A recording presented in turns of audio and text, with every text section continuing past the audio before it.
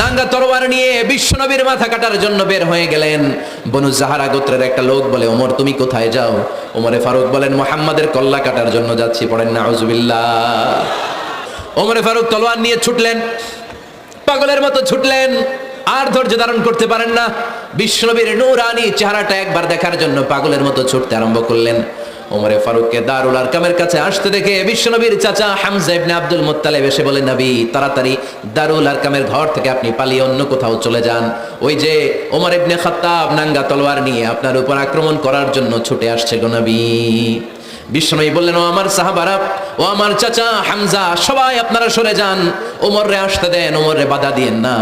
কারণ কিছুদিন আগে তাহাজ্জুদের নামাজ পড়ে আমি আল্লাহর কাছে একটা বিশেষ দোয়া করেছি, আমার মন বলছে ওই দোয়াটা আল্লাহ কবুল করতে শুরু করেছে।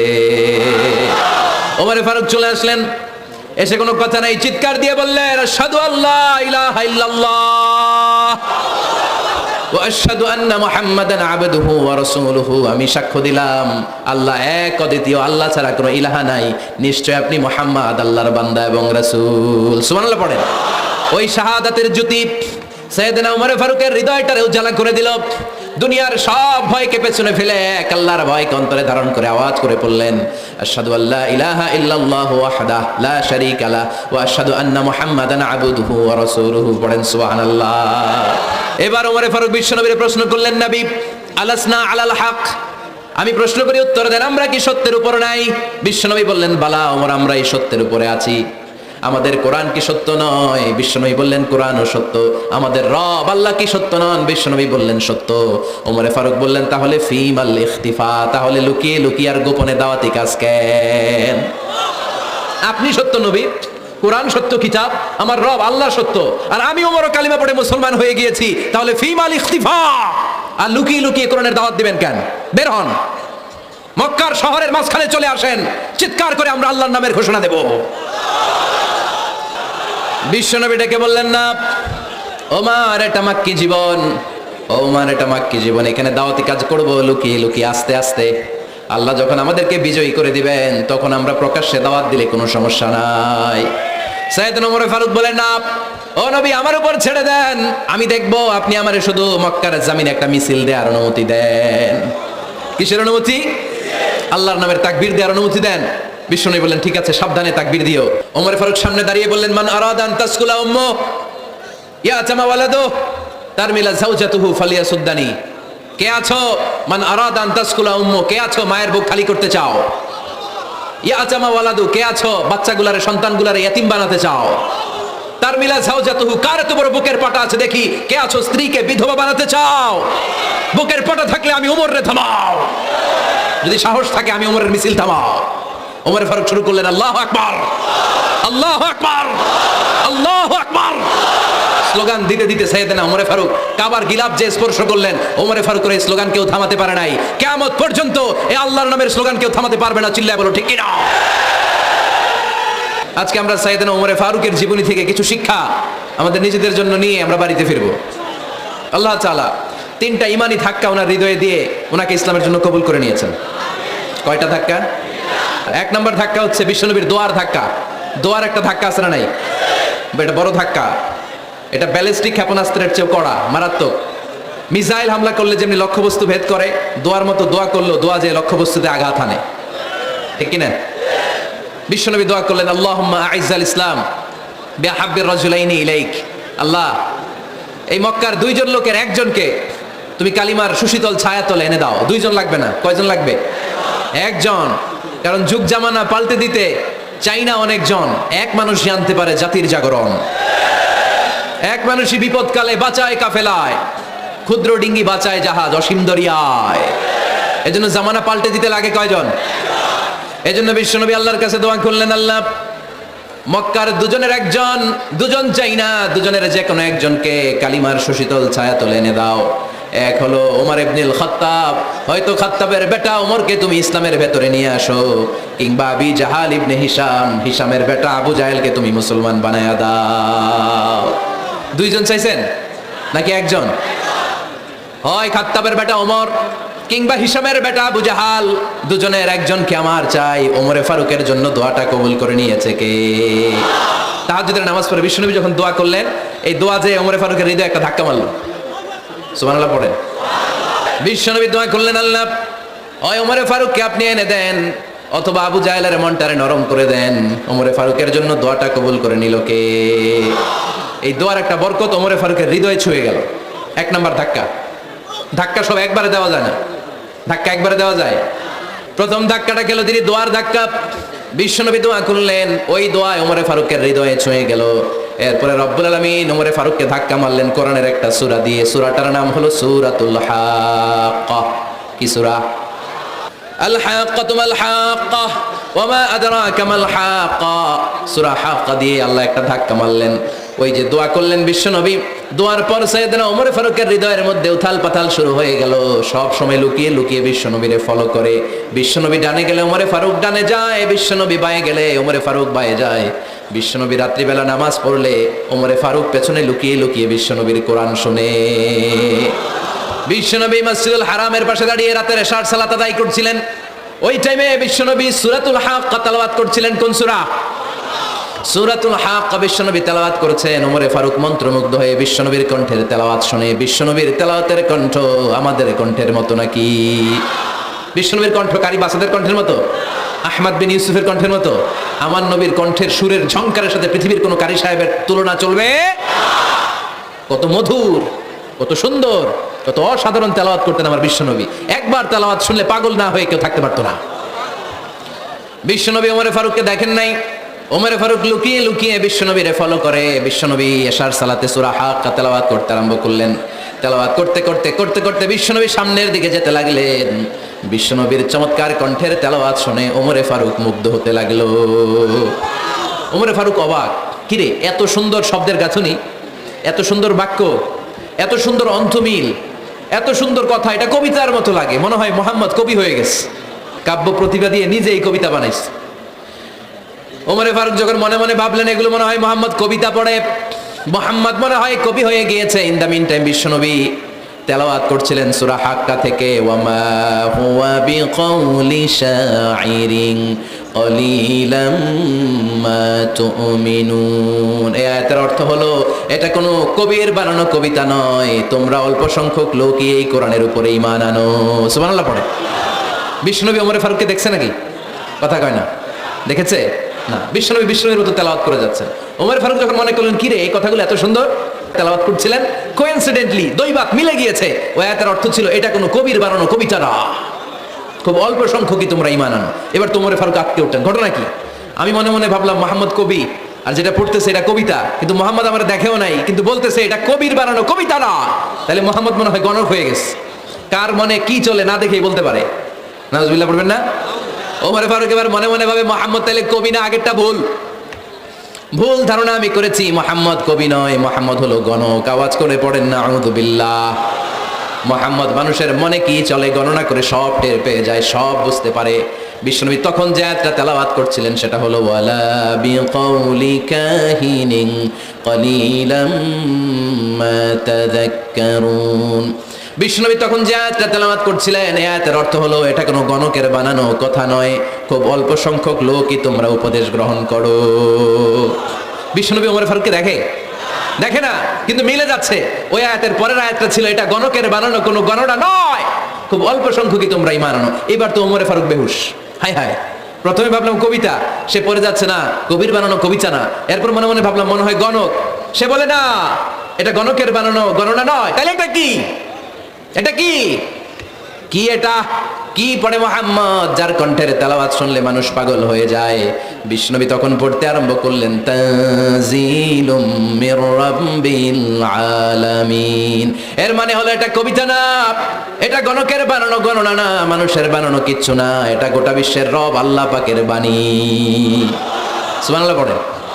এই 2 নাম্বার ডোজ পড়লো। প্রথম ডোজ পড়ছে দোয়ার ডোজ। প্রথম ডোজ কিসের? দোয়া। 2 নাম্বার সূরা হাক্কা দিয়ে আল্লাহ দিলেন এক ধাক্কা। এই সূরা হাক্কার ওই ঘটনার পর ওমরে ফারুক তো পাগল পড়া, কি ঘটে গেল আমার সাথে ওই দিন, আমি মনে মনে যা ভাবি সব মুহাম্মদ বুঝে। আল্লাহ 2 নাম্বার ডোজ দিলেন সূরা হাক্কা দিয়ে এক ধাক্কা। সুবহানাল্লাহ পড়েন। এরপর ওমরে ফারুক প্রায় বিশ্বনবীর কথা ভাবেন, বিশ্বনবী কোথায় যান লুকিয়ে লুকিয়ে দেখেন। এবার রব্বুল আলামিন ভাবলেন এবার সূরা তাহা দিয়ে আমি 3 নাম্বার ডোজ দিয়ে দিব। পড়েন সুবহানাল্লাহ। এবার 3 নাম্বার ডোজ পাবেন। কিন্তু শয়তান ওয়াসওয়াসা দিচ্ছে, ওমরে ফারুক যাও, মক্কায় ঘোষণা হয়েছে মুহাম্মদের কল্লা এনে দিতে পারলে এত এত স্বর্ণ মুদ্রা। শয়তানের ওয়াসওয়াসায় আবার ভুল পথে হাঁটতে লাগলেন সাইয়েদনা ওমর। নাঙ্গা তরবারি নিয়ে বিশ্বনবীর মাথা কাটার জন্য বের হয়ে গেলেন। বনু জাহারা গোত্রের একটা লোক বলে, ওমর তুমি কোথায় যাও? ওমরে ফারুক বলেন, মুহাম্মাদের কল্লা কাটার জন্য যাচ্ছি। পড়েন নাউজুবিল্লাহ। আবু জাহারা গোত্রের লোক বলে, তুমি মুহাম্মাদের কল্লা কাটতে যাও? আরে তোমার বোন ফাতিমা বিনতে খাত্তাব আর তোমার বোনের জামাই সাঈদ, এরা তো দুজন কালিমা পড়ে মুসলমান হয়ে গেছে। আরে মুহাম্মাদের কল্লা পরে কাটো, আগে ঘর সামলাও। যে ওমর, আগে ঘর সামলাও, পরে তুমি মুহাম্মাদের কল্লা কাটতে যাও। ওমরে ফারুক রেগে গেলেন, রাস্তা ঘুরিয়ে বাড়ির দিকে চলতে আরম্ভ করলেন। রাগে তিনি গড়গড় করছেন। ওমরে ফারুকের বোন ফাতিমা বিনতে খাত্তাব, বোনের জামাই সাঈদ, তাদের দুইজনকে খাব্বাব রাদিয়াল্লাহু তাআলা আনহু সূরা তাহা ঘরের ভিতরে তেলাওয়াত করে শোনাচ্ছিল। পড়েন সুবহানাল্লাহ। সূরা তাহা দিয়ে আল্লাহ একটু পরে ধাক্কা মারবে আরেকটা। ওমরে ফারুক যখন আসলেন, ওমরে ফারুকের আওয়াজ শুনে খাব্বাব রাদিয়াল্লাহু তাআলা আনহু লুকিয়ে গেলেন। ওমরে ফারুক দরজার মধ্যে কড়া নাড়লেন। বোন বলে, কে তুমি? সাইয়েদনা ওমর বললেন, আমি ওমর। খুলে দেওয়া হলো। ঘরের ভেতরে ঢুকেই কথা নাই বার্তা নাই, নিজের আপন বোনকে মারতে শুরু করলো ওমর। বোন জামাইকে আঘাত করতে শুরু করলো।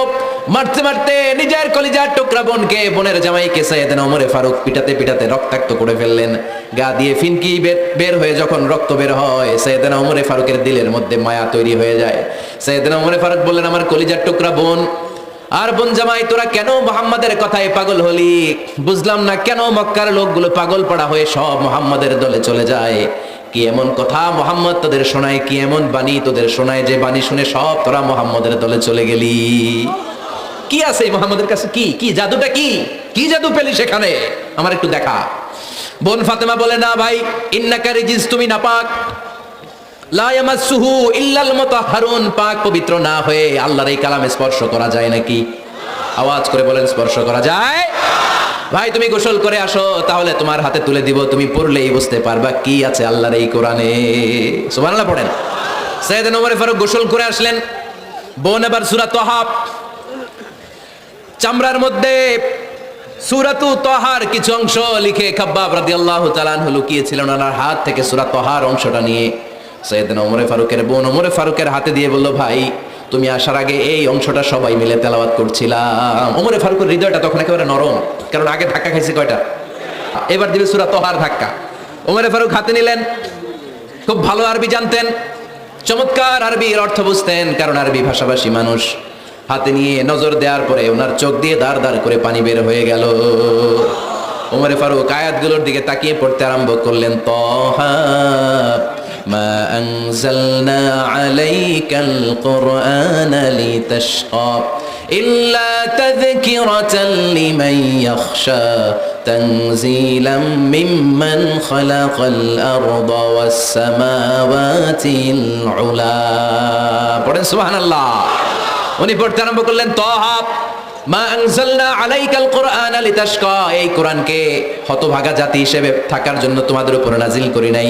তানজিলাম মিম্মান খালাকাল আরদা ওয়াস সামাওয়াতিল উলা, এটা ওই রবের পক্ষ থেকে, ওই সত্তার পক্ষ থেকে নাজিল হয়েছে যেই রব জমিন তৈরি করেছেন, যেই রব বিশাল সুবিশাল আকাশও তৈরি করেছেন। সুবহানাল্লাহ পড়েন। সূরা তাহার এই চমৎকার অসাধারণ শব্দ গাঁথনি দিয়ে এই আয়াতগুলো যখন পড়তে আরম্ভ করলেন, ওমরে ফারুক আর নিজের উপর ব্যালেন্স রাখতে পারলেন না, আর ধরে রাখতে পারলেন না। এবার ডাইরেক্ট অ্যাকশন। এবার কি? 3 নাম্বার ধাক্কা খেয়ে, সূরা তাহার ধাক্কা খেয়ে আর সামলাতে পারলেন না, পাগলের মতো হয়ে গেলেন। বলতে আরম্ভ করলেন, আইনা মুহাম্মদ, মুহাম্মদ কোথায়? সাইয়েদনা খাব্বাব বললেন, বিশ্বনবী সাফা পাহাড়ের পাদদেশে দারুল আরকাম ইবনে আবিল আরকামের ঘরে বসে বসে লুকিয়ে লুকিয়ে কোরআনের দাওয়াত দিচ্ছে। ওমর, তুমি যদি মুহাম্মদ সাল্লাল্লাহু আলাইহি ওয়াসাল্লামের দেখা পেতে চাও, তাড়াতাড়ি দারুল আরকামের ঘরের দিকে ছুটে যাও। ওমরে ফারুক তলোয়ার নিয়ে ছুটলেন, পাগলের মতো ছুটলেন, আর ধৈর্য ধারণ করতে পারেন না। বিশ্বনবীর নূরানি চেহারাটা একবার দেখার জন্য পাগলের মতো ছুটতে আরম্ভ করলেন। ওমরে ফারুককে দারুল আরকামের কাছে আসতে দেখে বিশ্বনবীর চাচা হামজা ইবনে আব্দুল মুত্তালিব এসে বলে, নবী তাড়াতাড়ি দারুল আরকামের ঘর থেকে আপনি পালিয়ে অন্য কোথাও চলে যান। ওই যে ওমর ইবনে খাত্তাব নাঙ্গা তলোয়ার নিয়ে আপনার উপর আক্রমণ করার জন্য ছুটে আসছে গো নবী। বিশ্বনবী বললেন, ও আমার সাহাবারা, ও আমার চাচা হামজা, সবাই আপনারা সরে যান, ওমররে আসতে দেন, ওমররে বাধা দিয়েন না। কারণ কিছুদিন আগে তাহাজ্জুদের নামাজ পড়ে আমি আল্লাহর কাছে একটা বিশেষ দোয়া করেছি, আমার মন বলছে ওই দোয়াটা আল্লাহ কবুল করতে শুরু করেছে। ওমরে ফারুক চলে আসলেন, এসে কোনো কথা নাই, চিৎকার দিয়ে বললেন আশহাদু আল্লা ইলাহা ইল্লাল্লাহ ওয়া আশহাদু আন্না মুহাম্মাদান আবদুহু ওয়া রাসূলুহু। আমি সাক্ষ্য দিলাম আল্লাহ এক, অদ্বিতীয়, আল্লাহ ছাড়া কোনো ইলাহা নাই, নিশ্চয় আপনি মুহাম্মদ আল্লাহর বান্দা এবং রাসূল। সুবহানাল্লাহ পড়েন। এই কালমা শাহাদাতের ভেতরে আল্লাহর কথা, আমার নবীর কথা ঢুকিয়ে দিয়েছে কে? ঝিনুকের ভেতর লুকিয়ে থাকে যেমন মতি, ঝিনুকের ভেতর লুকিয়ে থাকে যেমন মতি, কালমা শাহাদাতে আছে আল্লাহর জ্যোতি, কালমা শাহাদাতে আছে আল্লাহর জ্যোতি। পড়েন, ঝিনুকের ভেতর লুকিয়ে থাকে যেমন মতি, ঝিনুকের ভেতর লুকিয়ে থাকে যেমন মতি, কালমা শাহাদাতে আছে আল্লাহর জ্যোতি, কালমা শাহাদাতে আছে আল্লাহর জ্যোতি। পড়েন আল্লাহু আকবার। ওই শাহাদাতের জ্যোতি সাইয়েদনা ওমর ফারুকের হৃদয়টারে উজ্জ্বল করে দিল। দুনিয়ার সব ভয়কে পেছনে ফেলে এক আল্লাহর ভয়কে অন্তরে ধারণ করে আওয়াজ করে বললেন আশহাদু আল্লা ইলাহা ইল্লাল্লাহু ওয়াহদাহু লা শারীকা লাহু ওয়া আশহাদু আন্না মুহাম্মাদান আবদুহু ওয়া রাসূলুহু। পড়েন সুবহানাল্লাহ। তিনটা ধাক্কা। প্রথম ধাক্কাটা দোয়া, দ্বিতীয় ধাক্কা হাক্কা, তৃতীয় ধাক্কা সূরা তাহা। তিনটা ধাক্কার মাধ্যমে সাইয়েদনা ওমর ফারুককে মুসলমানদের লিডার বানায় দিল কে? ওমর ফারুক কালিমা পড়ে মুসলমান হয়ে গেছে। মুসলিম সাহাবাদের মধ্যে আনন্দের বন্যা বয়ে গেল। বিশ্বনবী খুশি হয়ে গেলেন, আল্লাহ শুকরিয়া করলেন, আল্লাহ তুমি আমার দোয়া ফিরিয়ে দাও নাই। আমি বলেছি দুজনের একজনকে চাই, তুমি ওমর ফারুককে দান করেছো। পড়েন আলহামদুলিল্লাহ। এবার ওমর ফারুক বিশ্বনবীর প্রশ্ন করলেন, নবী আলাসনা আলাল হক, আমি প্রশ্ন করি উত্তর দেন, আমরা কি সত্যের উপর নাই? বিশ্বনবী বললেন, বালা ওমর, আমরা এই সত্যের উপরে আছি।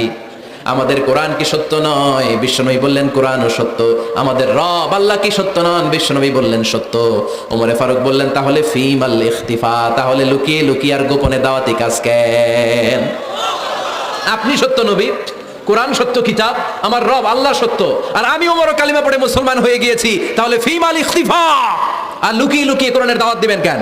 বের হন, মক্কার শহরের মাঝখানে চলে আসেন, চিৎকার করে আমরা আল্লাহর নামের ঘোষণা দেব।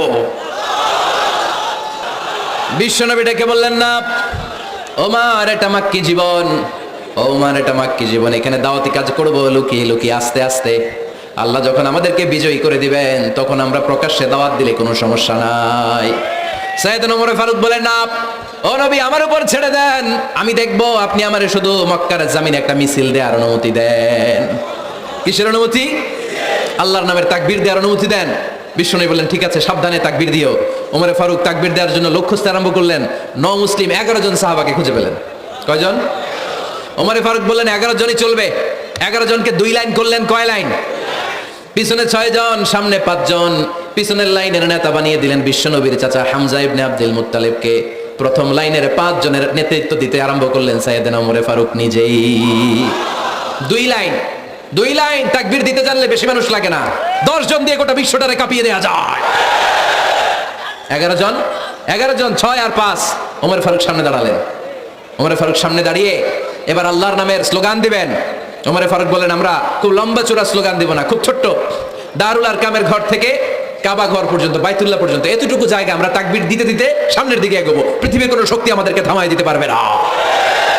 ওমর ফারুক তখন 1 বাক্যের একটা ভাষণ দিলেন। কয় বাক্যের? ওমর ফারুক সামনে দাঁড়িয়ে বললেন, মান আরাদান তাসকুলা উম্মু ইয়া জামা ওয়ালাদু তারমিলা যাওজাতুহু ফালিয়াসুদ্দানি। কে আছো? মান আরাদান তাসকুলা উম্মু, কে আছো মায়ের বুক খালি করতে চাও? ইয়া জামা ওয়ালাদু, কে আছো বাচ্চাগুলারে, সন্তানগুলারে ইয়াতিম বানাতে চাও? তারমিলা যাওজাতুহু, কার এত বড় বুকের পাটা আছে দেখি, কে আছো স্ত্রীকে বিধবা বানাতে চাও? বুকের পাটা থাকলে আমি ওমরে থামাও, যদি সাহস থাকে আমি ওমরের মিছিল থামাও। ওমর ফারুক শুরু করলেন, আল্লাহু আকবার, আল্লাহু আকবার, আল্লাহু আকবার। স্লোগান দিতে দিতে সাইয়েদনা ওমর ফারুক কাবার গিলাফ যে স্পর্শ করলেন, ওমর ফারুকের এই স্লোগান কেউ থামাতে পারে নাই। কিয়ামত পর্যন্ত এই আল্লাহর নামের স্লোগান কেউ থামাতে পারবে না। চিল্লায় বলো ঠিক কি না?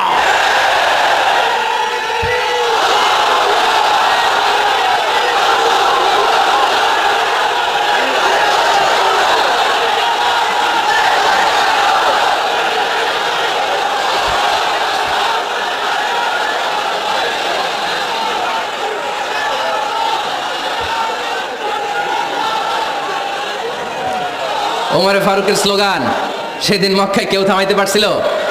আওয়াজ করে বলতে পারছিল? এখনো আল্লাহর নামের স্লোগান কেউ থামাই দিতে পারবে? কিয়ামত পর্যন্ত আমার রবের স্লোগান কেউ থামাতে পারবে? পারবে না।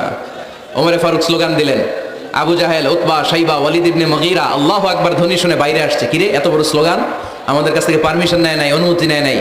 অনুমতি নেওয়া ছাড়াই স্লোগান শুরু। বের হয়ে দেখে মিছিলের সামনে ওমর। ওমরে ফারুককে দেখে আবু জাহেল দিছে এক দৌড়, উতবা দিছে আরেক দৌড়, শাইবা দিছে বহু দৌড়। সুবহানাল্লাহ পড়বেন না? এজন্য ওমর বেশি লাগে না, ওমর লাগে একজন। চিল্লায় বলতে হবে, ওমরে ফারুক লাগে কয়জন? একজন। ওমরই গোটা বিশ্বের চেহারা পাল্টে দিতে সক্ষম। চিল্লায় বলেন ঠিক কিনা? গোটা বিশ্বে মুসলমানদের আছে করুণ অবস্থা। আমাদের কোনো সেন্ট্রাল লিডারশিপ নাই। আমাদের মুসলিম দেশগুলোর এক করে রাখবে, ভাইয়ের মতো রাখবে, আমাদের স্বার্থ নিয়ে কথা বলবে, এরকম নেতা আমাদের নাই। ঠিক কিনা? আমরা সেই ওমরে ফারুকের অপেক্ষায়, আমরা সেই ইমাম আল মাহাদির অপেক্ষায়, যার একটা হুঙ্কারের আহ্বানে গোটা বিশ্বের সব মুসলমান এক প্ল্যাটফর্মে চলে আসবে। ওইরকম নেতা একজন লাগবে। কয়জন? গোটা মুসলিম উম্মাহকে একত্রিত করার জন্য একজন ওমরই যথেষ্ট। ঠিক কিনা? আবার বিশ্বনবী বলছেন, লা নাবিয়্যা বা'দি ওয়ালা রাসূলা, আমার পরে কোনো নবী নাই, আমার পরে কোনো রাসূল নাই। তবে লাউ কানা বা'দি নাবিয়্যুন লাকানা উমর, আমি নবীর পরে যদি নবী হওয়ার যোগ্যতা কারো থাকে, আমার ওমরের মধ্যে সেই যোগ্যতা আল্লাহ দিয়েছে। প্রভু তুমি বলেছো রাসূল দেবে না, বলনি দেবে না ওমর, বলনি দেবে না হামজা তারিক, খালিদ বিজয় সমর। প্রভু তুমি বলেছো রাসূল দেবে না, বলনি দেবে না ওমর, বলনি দেবে না হামজা তারিক, খালিদ বিজয় সমর। প্রভু তুমি বলেছো রাসূল দেবে না। আল্লাহু আকবার। একটা ওমর দরকার। কয়জন দরকার? কয়জন দরকার? এই পুরা উম্মাহ, মুসলিম উম্মার মধ্যে ওনার পজিশন নাম্বার 3। ওমর ফারুকের পজিশন নাম্বার 1 নম্বর পজিশন বিশ্বনবীর সাল্লাল্লাহু আলাইহি ওয়াসাল্লাম। দ্বিতীয় পজিশন আবু বকর। আর 3 নম্বর পজিশন, সুবহানাল্লাহ পড়বেন না? আশরাতুল মুবাশশিরিনা বিল জান্নাহ, জান্নাতের সুসংবাদ প্রাপ্ত অনেক সাহাবার কথা হাদিসে পাওয়া যায়, কিন্তু এক হাদিসে আল্লাহ রাসূল সাল্লাল্লাহু আলাইহি ওয়াসাল্লাম 10 জন সাহাবীর কথা বলেছেন। ওই 10 জনের ভেতরে সাইয়েদনা ওমর ফারুক আছে না নাই? আবার ওমর ফারুক ছিলেন বিশ্বনবীর শ্বশুর। সাইয়েদনা ওমর ফারুকের কন্যা হাফসা রাদিয়াল্লাহু তাআলা আনহাকে বিশ্বনবী বিয়ে করে ওমর ফারুকের জামাই হয়েছেন, আর ওমর ফারুককে বিশ্বনবী শ্বশুর বানিয়েছেন। সুবহানাল্লাহ পড়েন। আগে জানতেন এটা? ওমর ফারুক রাদিয়াল্লাহু তাআলা আনহু যে বিশ্বনবীর শ্বশুর ছিল, এটা আজকে প্রথম জানলেন। কে কে দেখি? দেখছেন? অনেকেই জানে না। মাশাআল্লাহ, হাত নামান, আমরা জেনে নিব, জানতে কোনো সমস্যা নাই। 4 জন খলিফার 2 জন হচ্ছে বিশ্বনবীর মেয়ের জামাই, বাকি 2 জন হচ্ছে বিশ্বনবীর শ্বশুর। সাইয়েদনা উসমান রাদিয়াল্লাহু তাআলা আনহুর কাছে বিশ্বনবী সাল্লাল্লাহু আলাইহি ওয়াসাল্লাম 2 কন্যাকে বিয়ে দিয়েছেন। বিশ্বনবী সাল্লাল্লাহু আলাইহি ওয়াসাল্লাম মোট কন্যা 4 জন। কয়জন? বড় মেয়ের নাম যায়নাব রাদিয়াল্লাহু তাআলা আনহা, ওনার স্বামীর নাম ছিল আবুল আস ইবনে রাবিয়া। তারপরের মেয়ের নাম হচ্ছে উম্মে কুলসুম, ওনাকে বিয়ে দিয়েছিলেন বিশ্বনবী সাইয়েদনা ওসমান রাদিয়াল্লাহু তাআলা আনহুর সাথে। উম্মে কুলসুম রাদিয়াল্লাহু তাআলা আনহার ইন্তেকালের পরে আরেক মেয়ে রুকাইয়াকে বিশ্বনবী সাইয়েদনা ওসমানের কাছে আবার বিয়ে দিয়ে দিলেন। সুবহানাল্লাহ পড়ে। আর সবচেয়ে ছোট্ট কন্যা ফাতেমা রাদিয়াল্লাহু তাআলা আনহাকে বিয়ে দিয়ে দিলেন নিজের চাচাতো ভাই সাইয়েদনা আলী রাদিয়াল্লাহু তাআলা আনহুর সাথে। তার মানে সাইয়েদনা ওসমান আর সাইয়েদনা আলী ছিল বিশ্বনবীর মেয়ের জামাই। ঠিক কিনা? আর সাইয়েদনা আবু বকর রাদিয়াল্লাহু তাআলা আনহুর কন্যা আয়েশা রাদিয়াল্লাহু তাআলা আনহাকে বিশ্বনবী বিয়ে করে আবু বকর রাদিয়াল্লাহু তাআলা আনহুকে বানালেন শ্বশুর। আর ওমর ফারুকের কন্যা হাফসা রাদিয়াল্লাহু তাআলা আনহাকে বিয়ে করে ওমর ফারুককেও বানালেন শ্বশুর। তাহলে 4 খলিফার 2 জন জামাই। 2 জন, আওয়াজ করে বলতে হবে, 4 খলিফার 2 জন, বাকি 2 জন। কোন ব্যক্তিকে যদি আল্লাহ তাআলা জ্ঞান দেয়, আবার যদি তাকওয়ার গুণ দেয়, জ্ঞানও আছে আবার আল্লাহর ভয়ও আছে, এই লোকেরা কেউ থামায় রাখতে পারবে না। এরা কেউ থামায় রাখতে পারে না। সে গোটা বিশ্ব জয় করবে। সাইয়েদনা ওমর ফারুককে আল্লাহ তাআলা জ্ঞানও দিয়েছেন, আবার তাকওয়াও দিয়েছেন। সুবহানাল্লাহ পড়েন। বিশ্বনবী সাল্লাল্লাহু আলাইহি ওয়াসাল্লাম স্বপ্ন দেখলেন, বিশ্বনবী দুধ খাচ্ছেন, আঙ্গুলের ভেতর দিয়ে ফাঁক দিয়ে দুধ বের হয়, বিশ্বনবী দুধ খাচ্ছেন। খেতে খেতে একটু দুধ আঙ্গুলে লেগে আছে, এই আঙ্গুলটা কারো মুখে না দিয়ে বিশ্বনবী সাল্লাল্লাহু আলাইহি ওয়াসাল্লাম ওমর ফারুকের মুখের ভিতরে ঢুকাই দিলেন। অতিরিক্ত দুধটা ওমর ফারুক খেলেন। সাহাবারা বললেন, মাযা আওয়ালতা বিহি ইয়া রাসূলুল্লাহ, হে আল্লাহর রাসূল, এই স্বপ্ন দিয়ে কি বুঝালেন? বুঝলাম না। বিষ্ণু সাল্লাল্লাহু আলাইহি ওয়াসাল্লাম বললেন, আওয়ালতু বিহি আল ইলম, এটা দিয়ে আমি জ্ঞান বুঝিয়েছি, কারণ অতিরিক্ত দুধের অংশটা আমি কাউরে না দিয়ে ওমরকে দিয়েছি, তার মানে ওমরের জ্ঞানের কোনো তুলনা হয় না।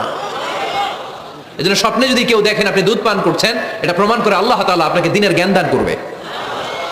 আবার বিশ্বনবী সাল্লাল্লাহু আলাইহি ওয়াসাল্লাম আবার আরেক রাতে স্বপ্ন দেখলেন, সাহাবারা লাইন ধরে বিশ্বনবীর সামনে দাঁড়ানো, কোন সাহাবার জামা নাভি পর্যন্ত, কোন সাহাবার জামা হাঁটু পর্যন্ত, কোন সাহাবার জামা টাকনো পর্যন্ত, কোন সাহাবার জামা আরো ছোট, কিন্তু ওমরে ফারুকের জামা বিশ্বনবী দেখলেন এত বড়, টেনে হিচড়ে হিচড়ে বিশ্বনবীর সাথে চলছে। সুবহানাল্লাহ পড়বেন না? সাহাবারা বললেন মা যাওয়ালতা বিহি ইয়া রাসূলুল্লাহ, হে আল্লাহর রাসূল এটা দিয়ে আপনি কি বুঝাতে চাইলেন? বিশ্বনবী বললেন আউয়ালতু বিহি আত-তাকওয়া, এটা দ্বারা আমি দিনদারি বোঝালাম, তাকওয়া বোঝালাম। সুবহানাল্লাহ পড়েন।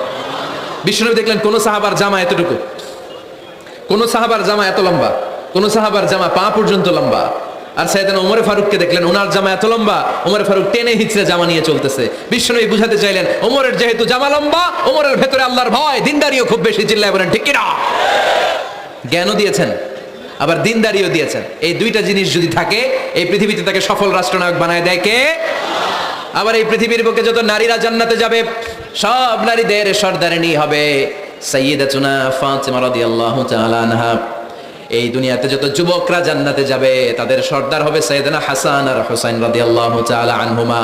আর এই দুনিয়ার বুকে যত বয়স্ক মানুষেরা জান্নাতে ঢুকবে তাদের নেতৃত্ব দিবেন সাইয়েদনা আবু বকর আর সাইয়েদনা ওমর। আর নারীরা যারা জান্নাতে প্রবেশ করবে এই নারীদের নেতৃত্ব দিবে বিশ্বনবীর কলিজার টুকরা নয়নের পুটুলি সাইয়্যিদাতুনা ফাতিমা রাদিয়াল্লাহু তাআলা আনহা। সুবহানাল্লাহ পড়বেন না? Omar Farooq the super hero of Muslim উম্মাহ। আমরা কাদেরকে সুপার হিরো বানায় রাখছি আমরা জানি না।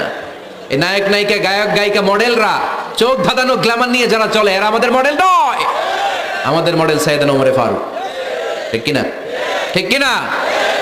ওমর ফারুক মসজিদে নববীর খতিব খুতবা দিচ্ছেন। খুতবার মাঝখানে হঠাৎ চিৎকার মেরে বললেন ইয়া সারিয়াত ইবনে জানিমিল জাবাল, ইয়া সারিয়াত ইবনে জানিমিল জাবাল, ইয়া সারিয়াত ইবনে জানিমিল জাবাল। মানে এই সারিয়া এইদিকে না, জাবাল পাহাড়ের দিকে, জাবাল জাবাল গো টু দা মাউন্টেন, পাহাড়ের দিকে যাও। এই কথা বলে আবার থেমে খুতবা দেওয়া শুরু করলেন। সাহাবারা আগামাথা কিছুই খুঁজে পেল না। আগের কথার সাথেও মিল নাই, পরের কথার সাথেও মিল নাই। জুমার নামাজ শেষ। সাহাবারা বললেন আমিরুল মুমিনিন খলিফাতুল মুসলিমিন ওমর ফারুক জুমার খুতবা দেওয়ার সময় হঠাৎ চিৎকার মেরে বললেন ইয়া সারিয়াত ইবনে জানিমিল জাবাল। আপনার এই বাক্যের সাথে আপনার খুতবার আগের কথার কোনো মিল পেলাম না, পরের কথারও কোনো মিল পেলাম না। আপনি বুঝিয়ে বলেন কেন বলেছেন, আমরা তো বুঝলাম না। সাইয়েদনা ওমর ফারুক বলেন আমি যখন জুমার খুতবা দিচ্ছি হঠাৎ আমার চোখের মধ্যে ভেসে উঠলো ওই যে গত কয়েক মাস আগে আমি আমার মুসলিম সেনাপতিকে ইরানে, পারস্যে, ওই ইরানের বিশাল রাজ্যে যুদ্ধের জন্য পাঠিয়েছি। আমি দেখলাম যুদ্ধের একটা ভয়ঙ্কর মুহূর্তে আমার মুসলিম সেনাপতি ভুল দিকে চলতে আরম্ভ করেছে। বাম দিকে তার পাহাড়, ডান দিকে উপত্যকা। ডান দিকে যদি সে চলে যায়, উপত্যকায় চলে যায়, শত্রু বাহিনীর হাতে ধরা খেয়ে সব মারা যাবে।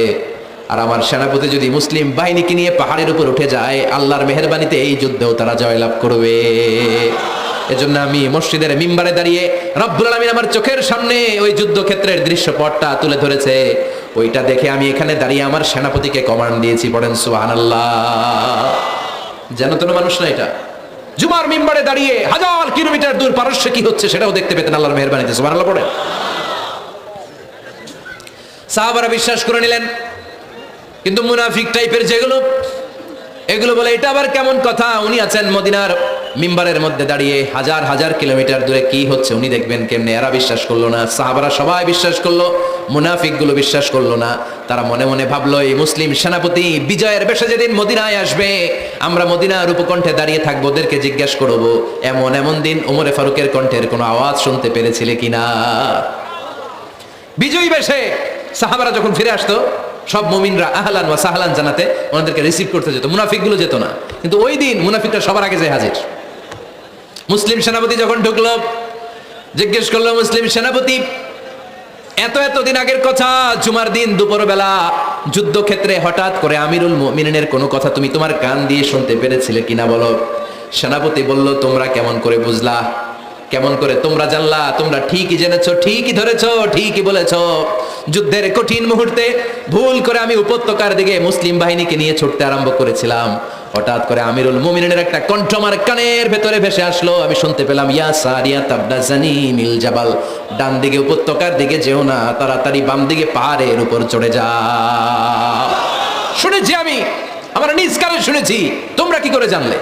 আমি নিজে শুনেছি সেদিন আমিরুল মুমিনিনের ইনস্ট্রাকশন, এই গাইডলাইন যদি আমরা ফলো করতে না পারতাম শত্রু বাহিনীর হাতে আমরা কচু কাটা হতাম, আমাদের চেহারা আমাদের আত্মীয় স্বজনরা তোমরা কেউ দেখতে পেতে না। পড়েন সুবহানাল্লাহ। This is our super hero. এভাবে গাইডলাইন দিয়েছেন উম্মাকে, এভাবে ইনস্ট্রাকশন দিয়েছেন। মুসলিম ইতিহাসে প্রথম চিফ জাস্টিস আবু বকর রাদিয়াল্লাহু তাআলা আনহু যখন খলিফা, চিফ জাস্টিস বানাই দিয়েছেন ওমর ফারুককে। সর্বপ্রথম কোরআন সংকলনের পরামর্শ দিয়েছেন সাইয়েদনা ওমর ফারুক। এই যে কোরআন 114 সূরা 30 পারা, আগে কি এরকম ছিল? কথা কন না কেন? আগে গাছের পাতায় লেখা ছিল, পশুর চামড়ায় লেখা ছিল, ওটের হাড্ডির মধ্যে লেখা ছিল কোরআন। এভাবে যখন হাফেজে কোরআন সাহাবারা শহীদ হতে আরম্ভ করলো, এক যুদ্ধে টানা 70 জন হাফেজে কোরআন সাহাবা নিহত হলেন, শহীদ হলেন। ওমর ফারুক তখন আবু বকর রাদিয়াল্লাহু তাআলা আনহুর কাছে যেয়ে বললেন, আবু বকর, আপনি কোরআন জমা করেন, সব কোরআনের কপিগুলো একসাথে করে এরকম একটা কোরআন করেন। আবু বকর বললেন, না, আমার নবী যেটা করেন আমি এটা করতে পারি না। কিন্তু ওমর ফারুককে ছাড়েন, আর এটা করেন, করলে ভালো হবে, গোটা মুসলিম উম্মাহ উপকৃত হবে। বারবার বারবার বারবার সাইয়েদনা আবু বকর রাদিয়াল্লাহু তাআলা আনহুকে এত জোরাজুরি করতেছিলেন, অবশেষে আবু বকর রাদিয়াল্লাহু তাআলা আনহু বললেন, ওমর ফারুকের জোরাজুরিতে এই কাজের জন্য আল্লাহ তাআলা আমার হৃদয়টারে খুলে দিলেন। আল্লাহ আমার হৃদয়ের ভিতরে ইলহাম করে দিলেন, আর আল্লাহ বুঝাতে চাইলেন, আবু বকর, ওমরের কথাই শোনো, ওমর যেটা বলে তেমনটাই করো। কারণ ওমর ফারুককে বলা হয় মুহাদ্দিস। কি বলে? সবাই বলেন, কি বলে? মুহাদ্দিস না মিয়া? মুহাদ্দিস মানে যে হাদিস বিশারদ, আর মুহাদ্দিস মানে যার মুখ থেকে আল্লাহর কথাগুলো বেরোয়। আল্লাহ কি বলতে চায়, আল্লাহ তাআলা ওই কথাগুলো, ওই ভাবনাগুলো ওই লোকের মুখ দিয়ে বের করে দেয়। জোরে বলেন সুবহানাল্লাহ। বিশ্বনবী বললেন, লিকুল্লি উম্মাতিন মুহাদ্দিস, সব উম্মতের মধ্যে আল্লাহ তাআলা একজন করে মুহাদ্দিস পাঠায়। আমার উম্মতের মধ্যে মুহাদ্দিস লোকটার নাম হলো ওমর। বিভিন্ন সময়ে ওমর ফারুক যেমনটা ভাবতেন ঠিক তেমন তেমন কোরআনের আয়াত পাঠিয়েছে কে? মদিনার সবচেয়ে বড় মুনাফিকের নাম হচ্ছে আব্দুল্লাহ ইবনে উবাই ইবনে সালুল। নাম শুনছেন? মুনাফিক চিনেন তো আপনারা? ভিতরে এক বাইরে আরেক, তার নাম সর্দার হচ্ছে আব্দুল্লাহ ইবনে উবাই ইবনে সালুল। ইন্তেকালের পরে তার ছেলে আব্দুল্লাহ এসে বলে, ইয়া রাসূলুল্লাহ, এটা চমৎকার ঘটনা, মনোযোগ দিয়ে শুনেন। ইয়া রাসূলুল্লাহ, আমার আব্বা আব্দুল্লাহ ইবনে উবাই ইবনে সালুল মুনাফিকদের লিডার, আপনিও জানেন আমিও জানি, কিন্তু আমার তো বাবা, আমার কি, আমার তো মায়া লাগে। ইয়া রাসূলুল্লাহ, আমার আব্বা ইন্তেকাল করেছে, আপনার গায়ের একটা জামা খুলে দেন। কি খুলে দেন? এই জামাটা দিয়ে আমার বাবারে দাফন দিব, আর আপনি যে আমার বাবার জানাজার নামাজের ইমামতি করবেন, আসেন। ওমর ফারুক বললেন, না, আপনি যাবেন না। বিশ্বনবী দয়ার নবী, মায়ার নবী, রহমতের নবী, মায়া লেগে গেছে, আব্দুল্লাহর চোখের পানি দেখে যেতে আরম্ভ করলেন। ওমর ফারুক বললেন, খবরদার, নবী যাবেন না। বিশ্বনবী যাওয়ার জন্য রওনা হলেন। ওমর ফারুক বিশ্বনবীর জুব্বা টেনে ধরলেন। সুবহানাল্লাহ কোন? আমাদের দেশে হইলে কি বলতাম আমরা, বেয়াদবি করছে না? না, সম্পর্কটা এমন ছিল।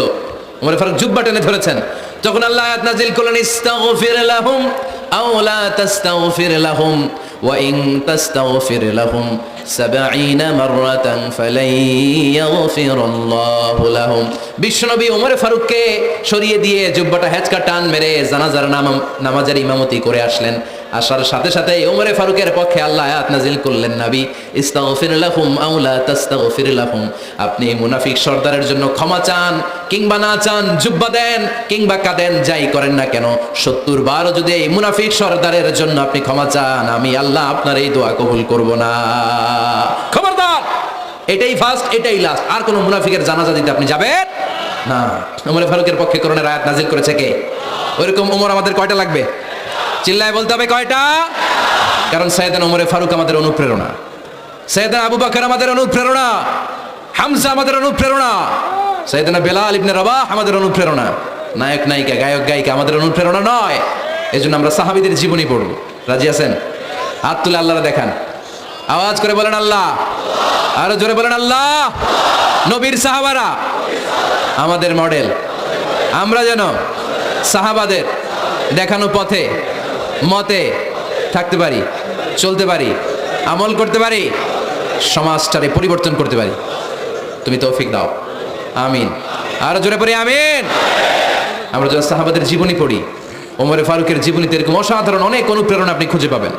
সাইয়েদনা আবু বকরের জীবনী থেকে অনেক অনুপ্রেরণা আপনি খুঁজে পাবেন। এগুলো আপনার ইমানকে চাঙ্গা করবে, আল্লাহর পথে অটুট থাকতে আপনাকে সহায়তা করবে।